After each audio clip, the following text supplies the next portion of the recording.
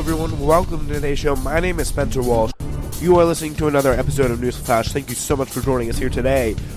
Today, the Saudi Arabian media is casting Jamal Khashoggi's disappearance as a mistake, something done by the Washington Post, something done by Turkey, and says those 15 people who just showed up in a plane, well, they were tourists. Why do they think they can get away with it? We'll analyze that as well.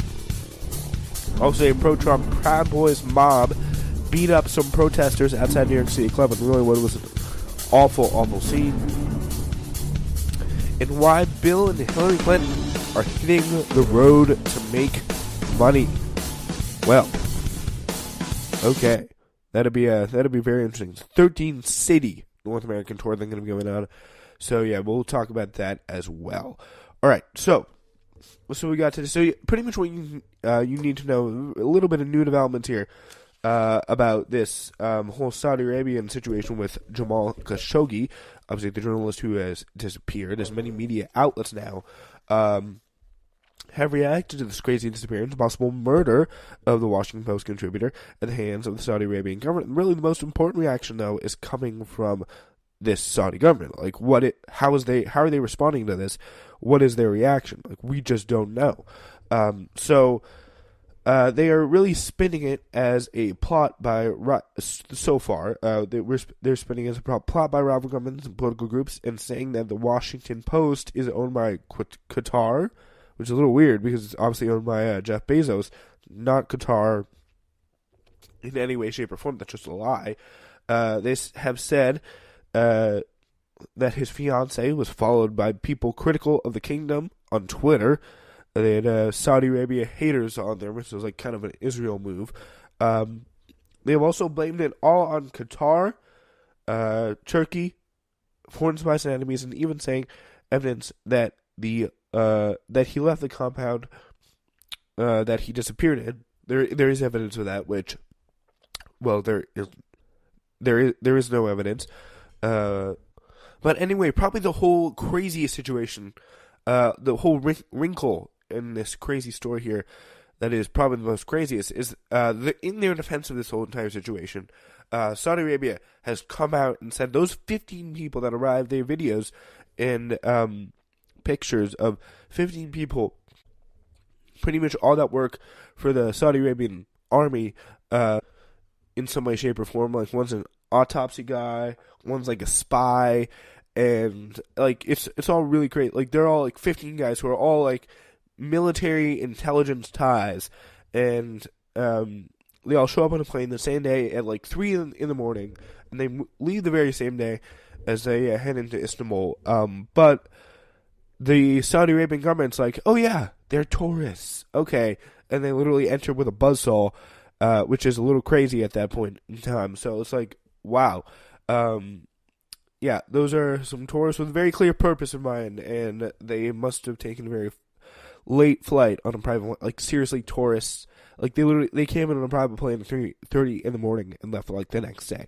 Yeah, they were there for one purpose only. It was probably, if the evidence is true, like, which it, like, all signs point to it being, we just haven't had any conclusive proof yet, but there still is just, it's not that hard to figure out at this point. Like, what's really going on here is that there was some definite murdering involved. Yeah, but the question is here, what should/can the U.S. do about this? I mean, not much seems to be coming from the government after, like, we all know the interest that they have. We discussed this yesterday in Newsflash with our contributor David Langan. Yeah, but certainly no military action should or ever will happen. But there's no doubt that if this was a sensible government, this is normal time, they should and cut all diplomatic, all financial, and military ties with this regime. But the question is, the question really that is raised is, the Saudi Arabians, they committed this crime in such like a bold way, right? And they did it on their own soil. They did it with a U.S. journalist in a way that they could very, very easily be found out. So, like, you wonder, like, did they think they could get away with it? And the answer is, like, probably, yeah. Like, they think no one really would notice. They just went on a long, like, extended holiday, but which is crazy and ridiculous. But did they think there would be any extending consequences? Because they've tried this type of thing before with other dissidents, and not really many very bad things has happened. But yeah, that's the question we do want to further analyze today. Like, how can they get away with it? And a very interesting piece that they do want to delve further into in the New York Times. It says, in Trump's Saudi bargain, the bottom line proudly wins out. And I think that's probably going to be the theme of the continuing relationship, which is very unfortunate because, you know, and it's not surprising, but it's very unfortunate because there is really a big problem, at least, with the Saudi Arabians, if they think they can come in there and just do that so easily and not face like any major punishment for doing what they did. But that's just in a normal world, that is. But you know, things are a little bit different in the Trump era, and especially in the era when so many of our elites have so much of strong ties to Saudi Arabia and the kingdom. So, yeah, when President Trump made Saudi Arabia his first foreign destination after taking office, the New York Times reports, he struck what amounted to be a fundamental bargain with the royal family. He would not lecture them on human rights, and they would buy plenty of American weapons and military hardware. Ooh, yeah, that's a little bit of a tough bargain to strike, especially from someone who's been so critical of other countries about human rights and all that. So, as the world recoils at reports, the Saudis sent agents to Turkey to kill and dismember a Saudi dissident journalist who lived, by the way, in Virginia. A lot of people don't realize that. He was based very much in the U.S. Mr. Trump faces a profound test of that trade-off, that's for sure. So pretty much for days, he has rebuffed pressure to punish the Saudis by canceling arms sales that he secured during the visit, arguing that it would cost Americans money and jobs. And, I mean, definitely, but all the people we should be selling arms to, crazy axe murderers, crazy, the Saudi Arabian Bonesaw massacre perpetrators they're not the people we should be selling arms to. Like, that kind of government that does that is crazy. And you can obviously make a case that they should have stopped this long before with what they do in Yemen. It's just awful, awful stuff that they do, and then we assist them with. It's just chilling that we have a government that does that. But still, that he would prioritize potentially tens of billions of dollars for the United States over moral outrage about the apparent death of a single dissident may not be a major surprise. It's really not, and because there's more at stake than tens of billions of dollars for him, but there's also at stake for tens of billions of dollars. Tens of billions of dollars are also at stake for many, many, many very, very rich people who all have a swinging door access pretty much to the Oval Office. So it's very, very unlikely that he would ever really be motivated to do anything about this. So, yeah, he says any president's going to be stuck in an awkward place. Stephen Cook, a specialist on the region at the Council on Foreign Relations. The one thing Trump is basically willing to say is, I don't really care. He's not an American citizen. Yes, it's terrible, but we all got business with him. That's kind of that's a tough situation that they have to deal with. But that approach could put Trump on a collision course with Congress, where the sentiment among members of both parties is to use the leverage of arms sales to send messages to Saudi Arabians that they cannot get away with killing journalists on American ties with foreign soil. On foreign soil. Senator Marco Rubio said on Sunday that curbing arms sales would be on the menu of responses if it determined the Saudi Arabian government. If it is determined, the Saudi Arabian government did kill this journalist, Jamal Khashoggi, who lived in Virginia and wrote columns for the Washington Post. Turkish officials have concluded that Khashoggi was murdered, and he visited the Saudi consulate in Istanbul 2 weeks ago. The Saudi government, obviously, they have rejected those accusations. So, yeah, it's very interesting that Turkey knows. And, I mean, as David yesterday brought out, we can take Turkey's word for it out of hand either, because we need to see the proof and before we do anything on that. So it's very, in the end, I really don't get the sense that, I really do actually get the sense that the Congress is eventually going to curb the same way as Trump, but like if you send a message that American journalists could literally be killed just easily, like you wipe them out, it's no big deal. If they go to Saudi Arabia, even if Saudi dissidents, like you could just get away and murder them, dismember them with bone saw. Like that's all cool.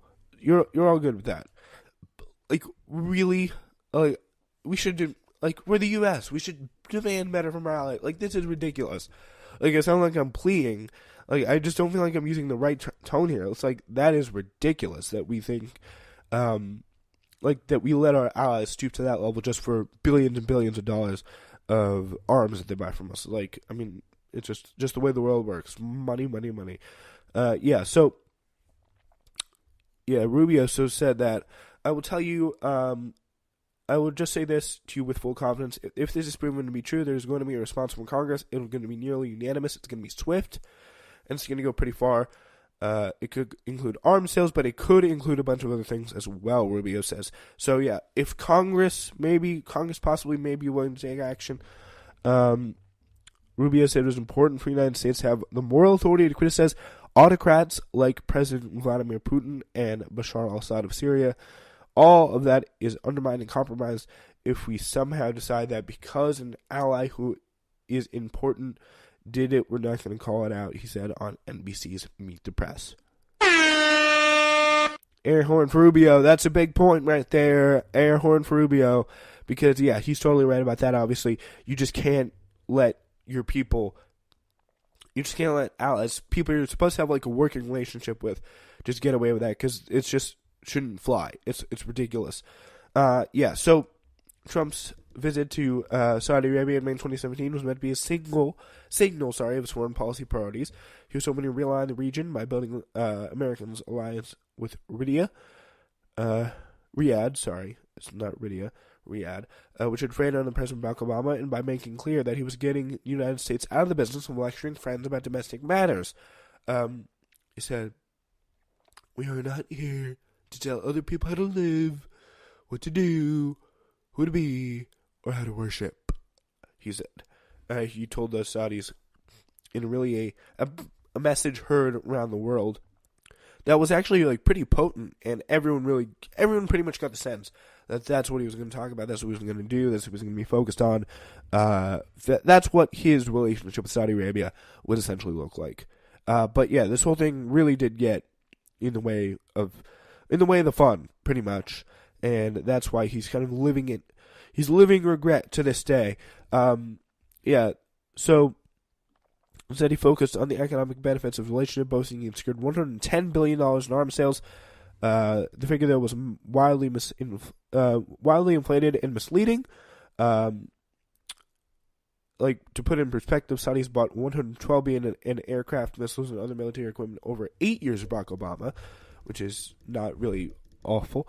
The Trump's arms deal has still not materialized 17 months after this exchange. The kingdom has not bought any new arms platform during the Trump administration, noted Bruce Riedel, a Brookings Institute official and Saudi expert, also formerly of the CIA, who advised Obama on administration policy, on Middle East policy.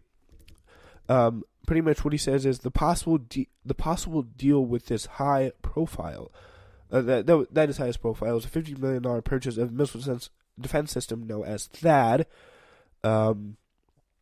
that they got from Lockheed Martin. So it's nowhere near $112 billion. That's pretty much how it works. But we just don't know what to do. We don't know what the government will do. And the question is, is Rubio bluffing here? Like, is there going to be a real response from the Saudi Arabian government to this guy? And it's going to be very interesting to see. From us, the Saudi Arabian government, because it's going to be very interesting. Like, how far are we going to let our allies go? Especially if there's billions of dollars in front of them, it's going to be very interesting. And in a time like this, for the United States, the United States is about to get a real morality test here. It's very much going to be interesting to see how they decide to follow up with this big some morality final exams, people. Like, let's go. Yeah, so that's pretty much what it is.